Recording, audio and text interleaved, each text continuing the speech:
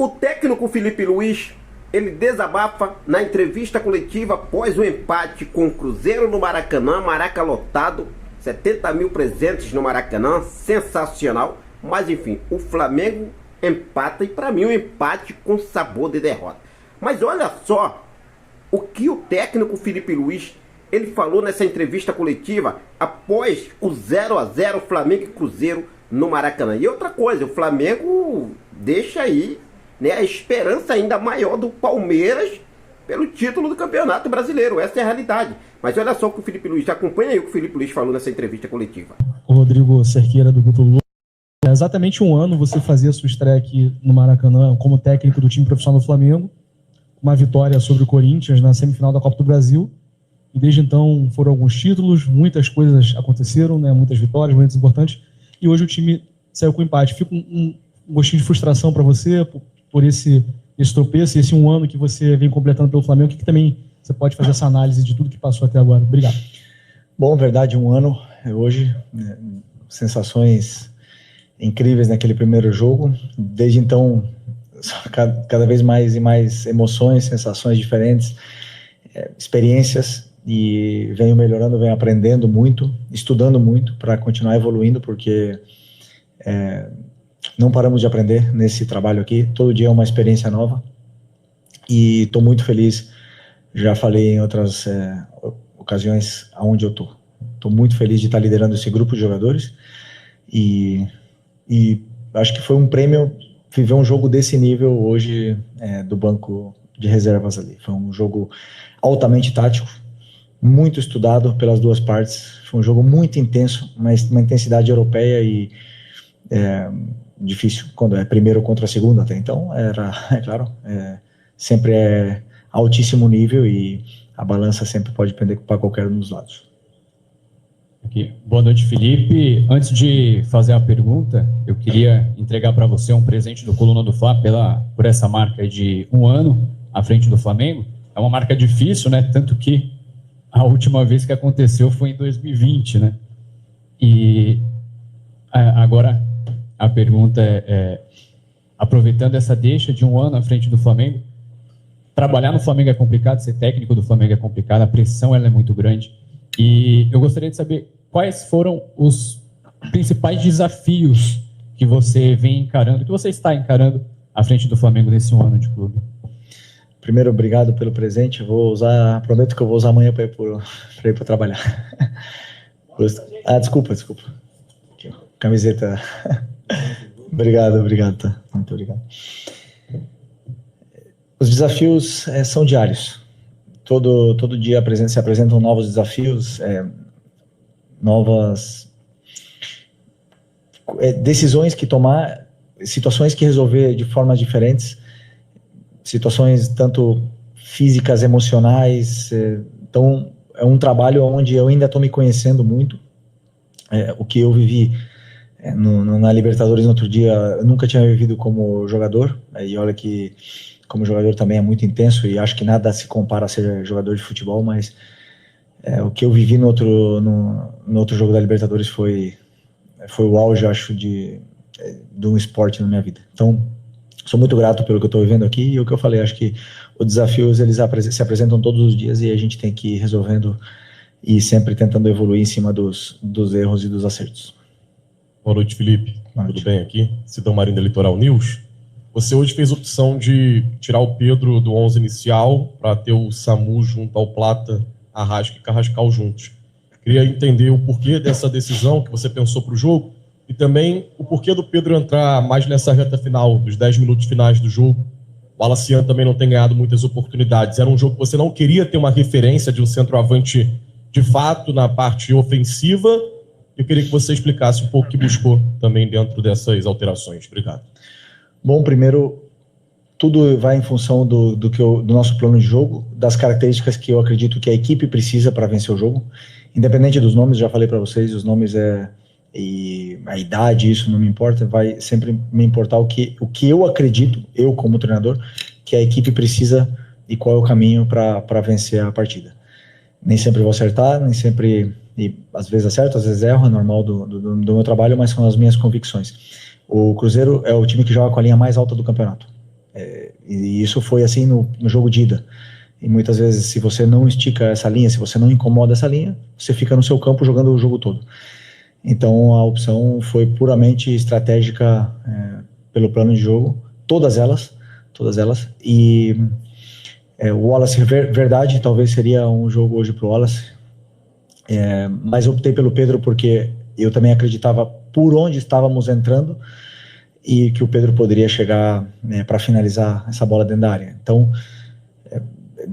naquele momento do jogo, eu optei por tirar o Arrascaeta e deixar ele na posição do Arrascaeta, e o Plata continuava fazendo os mesmos movimentos, até mesmo porque, para mim, na minha opinião, tanto o Plata como o Carrascal foram os melhores do time, então estava difícil realmente tirar, porque o time estava muito bem e estava sendo um jogo muito, muito equilibrado, a nível tático muito alto, e qualquer mudança tem uma consequência, tanto é que o treinador deles também não trocava, e assim foi quase até o final.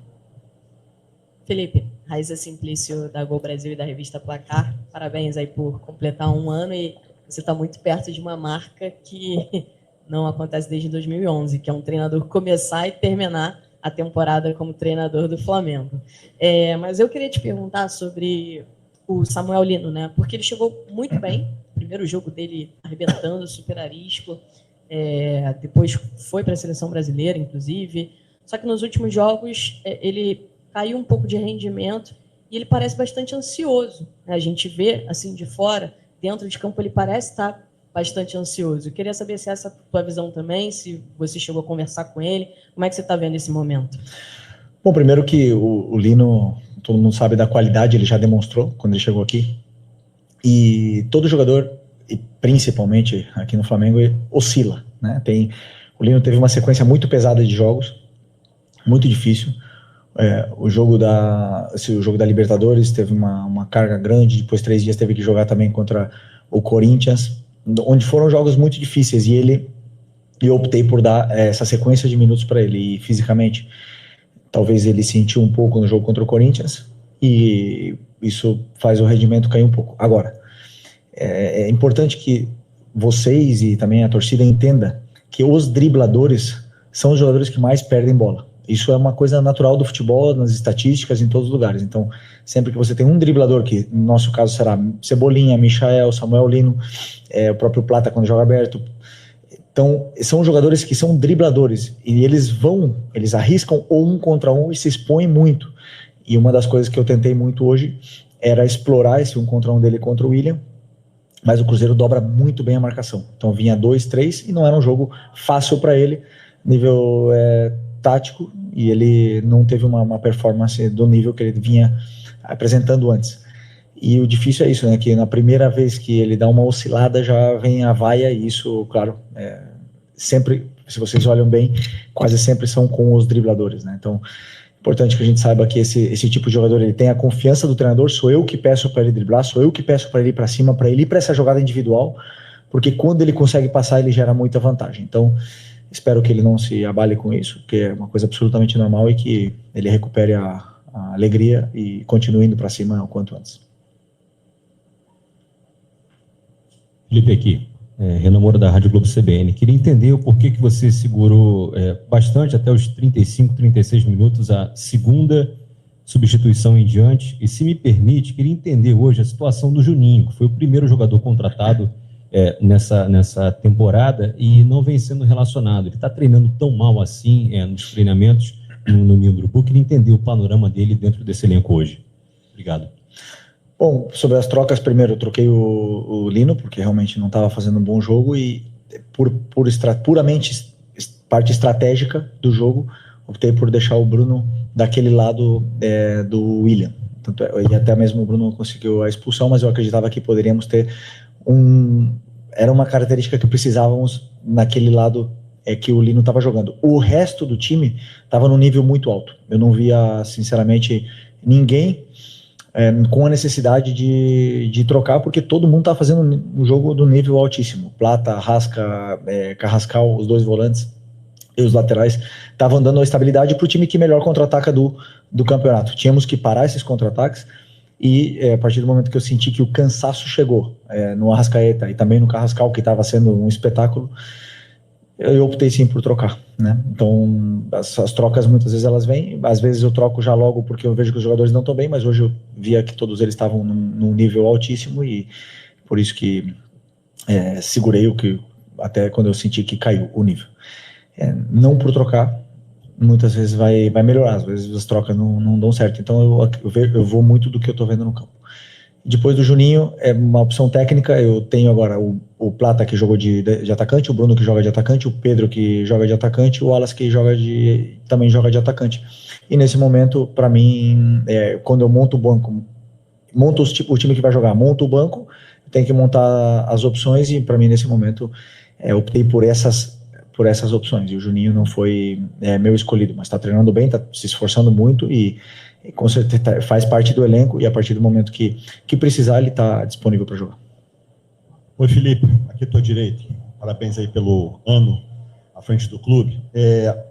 Queria que você fizesse uma análise, depois do resultado de hoje, de como está o campeonato na tua cabeça, olhando para a tabela do campeonato. O Flamengo está com 3 pontos na frente do Palmeiras, tem um jogo a menos. O Palmeiras tem um jogo a menos e esse jogo vai ser cumprido do Palmeiras a menos na semana da data FIFA, na semana que vem. E aí o Flamengo, os dois ficam com o mesmo número de pontos. Se o Palmeiras vencer esse jogo, ele passa à frente por conta do número de vitórias. Os últimos 3 jogos no Maracanã, o Flamengo empatou. Grêmio, Vasco e hoje. Como é que você está vislumbrando isso para frente, tendo um confronto direto ainda contra o Palmeiras, um jogo a fazer contra o último colocado do campeonato?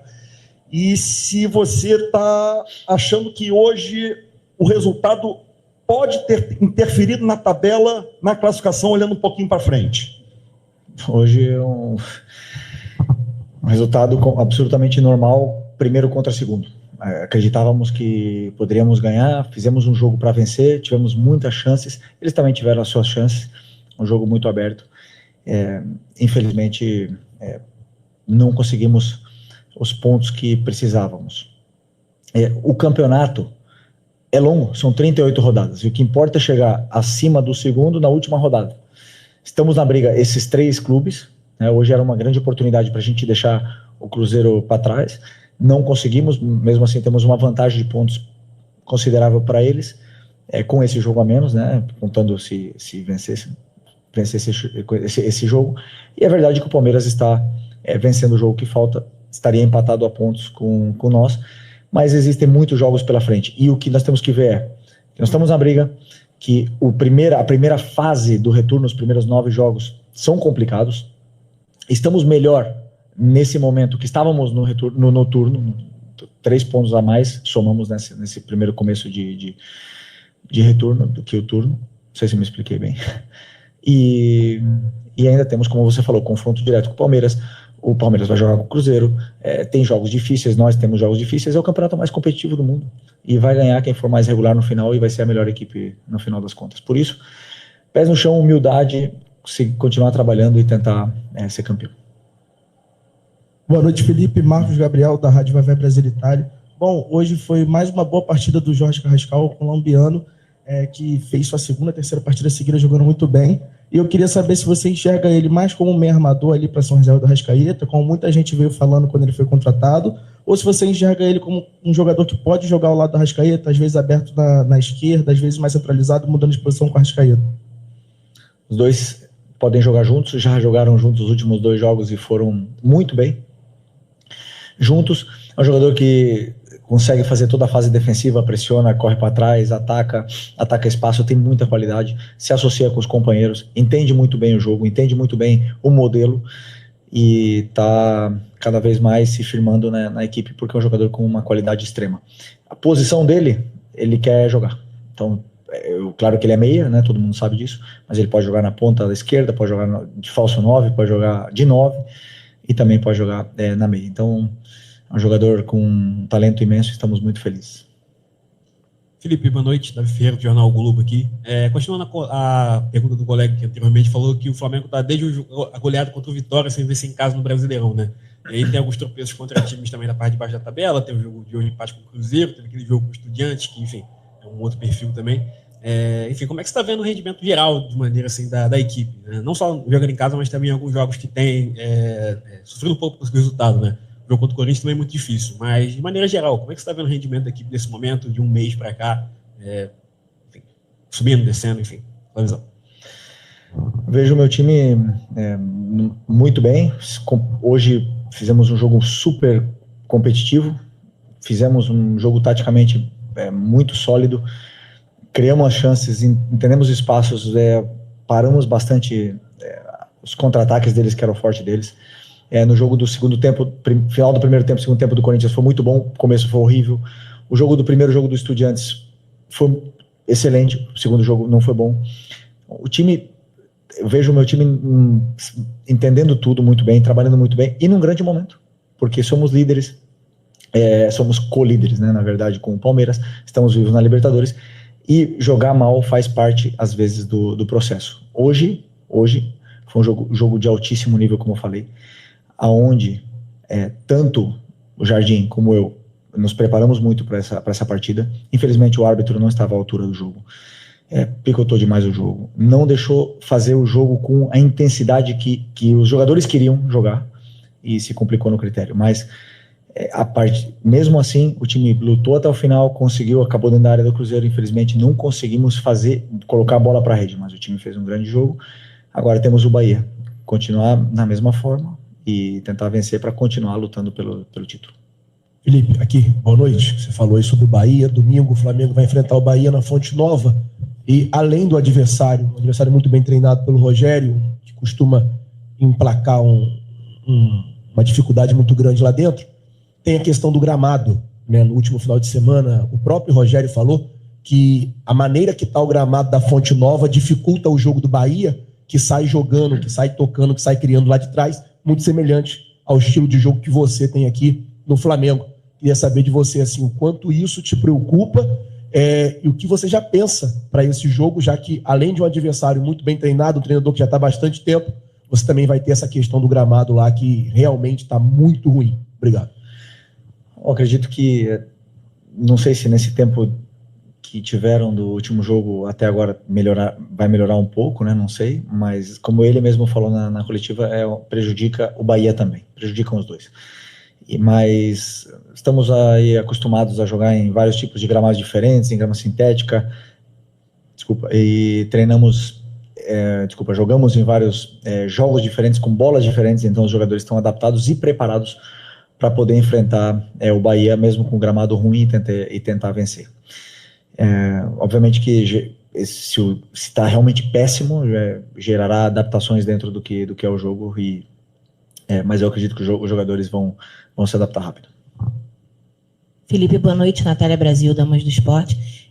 O Flamengo tem números irretocáveis, parabéns por esse um ano, pelo seu aproveitamento, mas em alguns jogos, e hoje eu tive essa percepção também, fica a sensação que tem uma dificuldade na finalização. Parece que às vezes o time não chuta tanto quanto poderia chutar, não aproveita as oportunidades de finalizar. Eu queria saber se você também tem essa visão em alguns momentos, se isso é pauta sua dentro dos treinamentos, e aí queria te ouvir realmente. Esse debate, estou escutando aqui desde o começo do meu trabalho, e desde o começo desse ano, escuto a mesma coisa, que o time chuta pouco, né, às vezes. Quando o Luiz Araújo está no campo, ele chuta. É um jogador que tem esse perfil de chutar mais. Quando o Gerson estava aqui, não chutava. Outros jogadores chutam mais.